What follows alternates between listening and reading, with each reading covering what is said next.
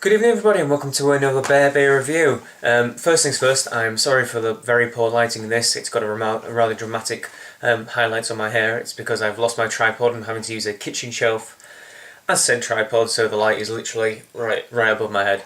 But other things that are dramatic, what about this for a beer? I've got my hands on Nøgne, that's Naked Island's Dark Horizon. It's the 4th edition one.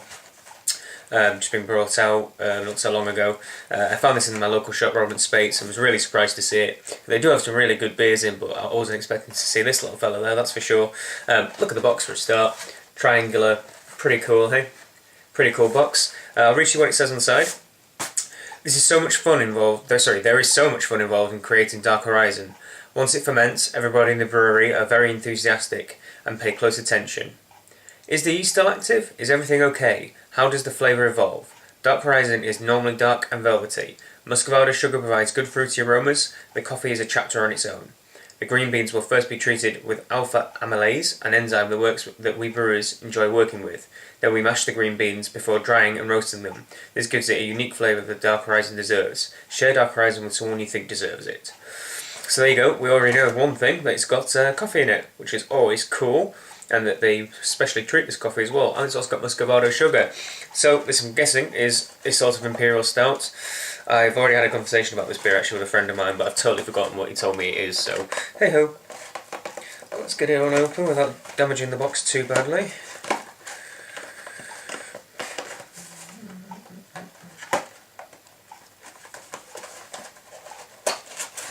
There we go. And from the inside you get some nice purpley paper.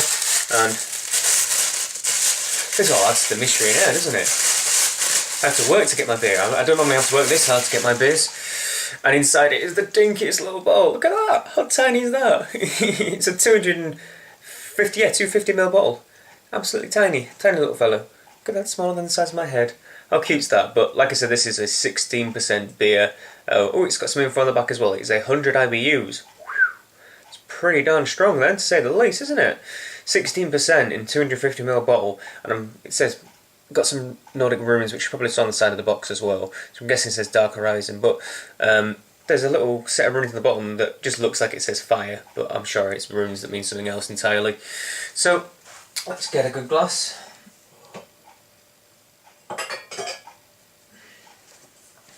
And let's open this baby up.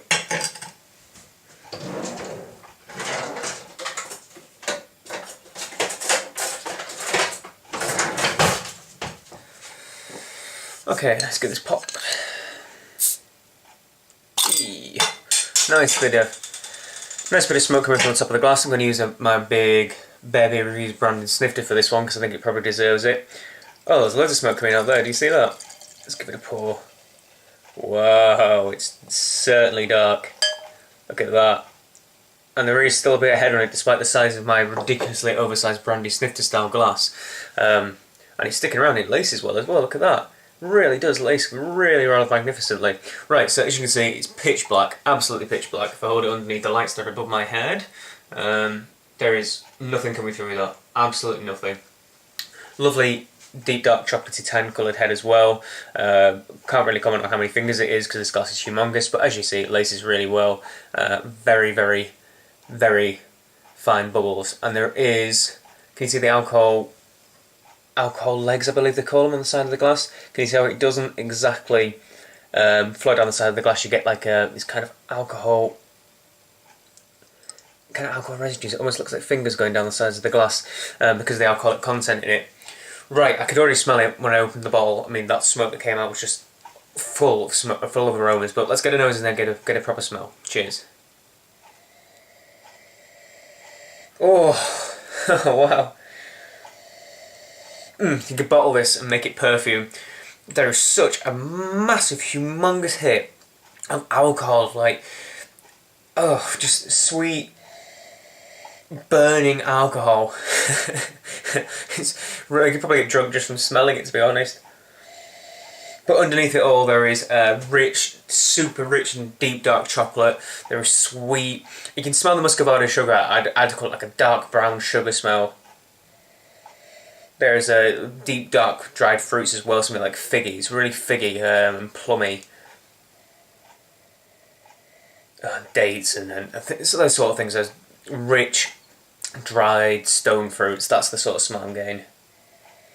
Alongside the chocolate, and then there's just a huge hit of like the best brewed coffee you've ever smelled. You know, get a cafetiere, put in an amazing coffee, brew it all, pour yourself a mug of it, have a smell. Then imagine that mixed with chocolate, alcohol, and dried fruits, and that's what you've got in a glass. And also 16.2%. You might have to add a bit of brandy to your coffee to be able to get it like this. So hey ho, it smells absolutely blooming wonderful. Looks wonderful. Alcohol legs, amazing lacing. I could just swirl it all day. Let's get in there and give it a try. Cheers.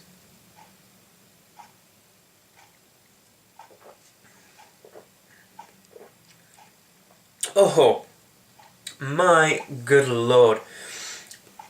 Wow. Do you know what? That is super distilled flavour. The only thing that I've ever had kind of comparatively close to this, maybe two things I guess. I mean, the easy comparison is you could the easy comparison you could draw even would be the Goose Island Bourbon County Stout. This is in that same vicinity, the same sort of things happening, as you can probably tell. But also, and I mean, the flavour is so super distilled. It really does remind me of Tactical Nuclear Penguin by Brewdog, almost. That certainly has a little bit more like that. That just kind of absolutely demolishes your entire mouth and takes over every single sense that you have. This one's a little bit more forgiving.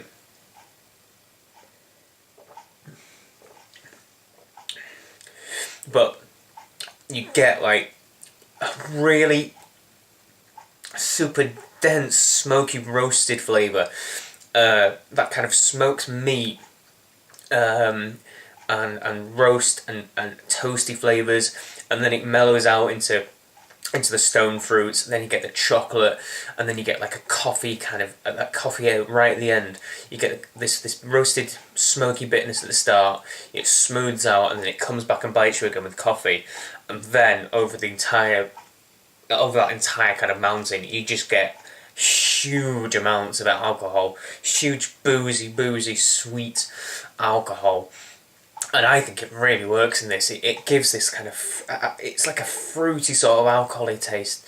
You know, if you smell like, if you get a really good quality vodka or some kind of very, I'm talking 40% spirit here, maybe even a rum, like a spiced rum sort of smell, that sweet alcoholic smell you get off the top of that, you get that across the entire palate. The alcohol is very fruity and very estery.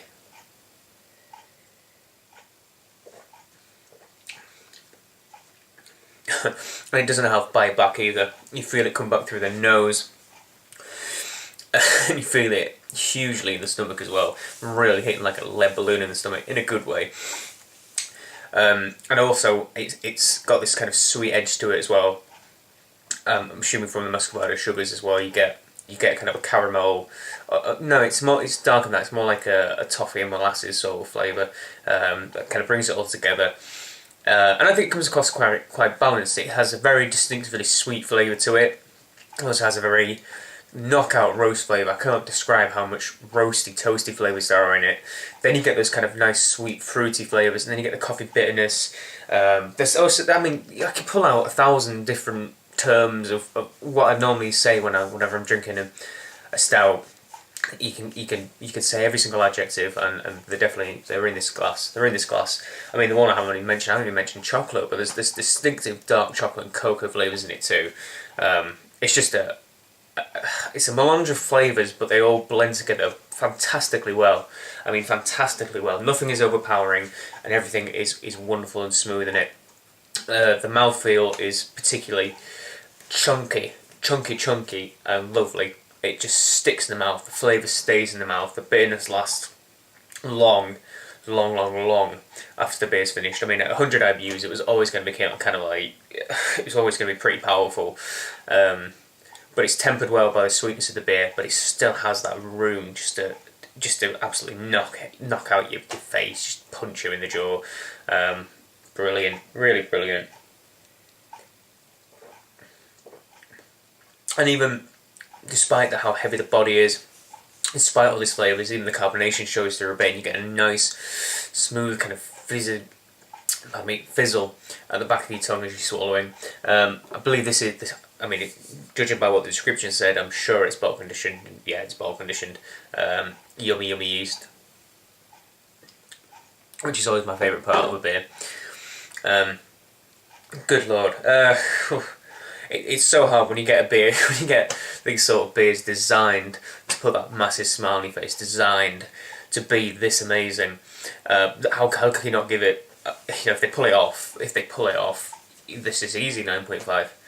You just can't, it's so full of flavour, you just could not deny how brilliant, how well designed, how well balanced, and how much thought and effort's been put into this. I have it on good authority that earlier batches of this have been absolutely stonking as well. Some say better than this. Heck, if you can get anything better than this, then amazing. But this in itself is fantastic, absolutely fantastic. I'm gonna have to go buy another bottle now and age it just to see if it mellows out a bit. I don't care. I like it bitter and stringent. I like my IPAs. I like my big double IPAs. So this is perfect. It's brilliant. Go and give it a try. Too much talking, not enough drinking, I feel. So yeah, comment, tell me what you think if you have tried this beer. Tell me what you think. Tell me if you like it. Tell me if you don't. I'll be very interested to see if there are anyone who doesn't like this. Anyone who's not into their imperial stouts and doesn't like this. I can understand if you're a lager drinker and you like your craft lagers that this might be a step too far for you. But for me, for a guy who likes his big bad beers, it's absolutely magnificent. So comment, like, favourite and subscribe, and I shall see you all on the next Baby review. Cheers.